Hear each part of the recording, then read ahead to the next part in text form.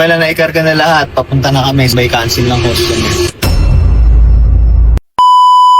So magandang umaga sa inyo lahat. May umorder sa atin ng 4 na unit ng higher split type air conditioner. Samahan nyo kami. I-breakdown din namin sa inyo kung magkano yung magagastos mo sa isang unit na split type aircon. Let's go!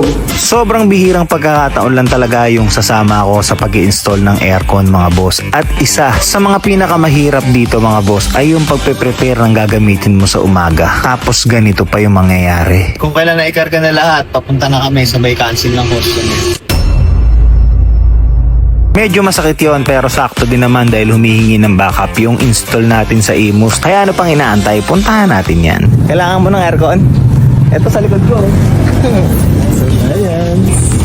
So medyo mabigat nga talaga yung i-install nila dito dahil 2.5 horsepower to na carrier. At yung outdoor nito mga boss ay talagang napakabigat at mahihirapan nga yung dalawang tao. At nung halos patapos na nga yung installation natin dyan mga boss ay umalis na rin tayo dahil kayang-kaya na nila yan. Dahil lilipat tayo sa isang VIP na customer natin. Yun, so tapos na tayo mag-install dito. Punta naman tayo dito sa Jam Shoes muli. So, mag-install tayo ng floor standing aircon.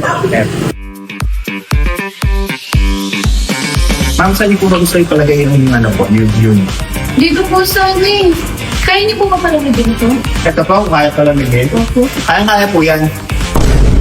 And since hindi nga natuloy yung 4 na unit ng hire natin mga boss, hindi ko na breakdown sa inyo yung price. Pero ang pinaka-affordable po natin ay 18,500 pesos. Meron na po kayong 1 horsepower na split type air conditioner with free installation na rin po yun. Kaya ano pang inaantay nyo? PM na sa Jams Appliance Warehouse.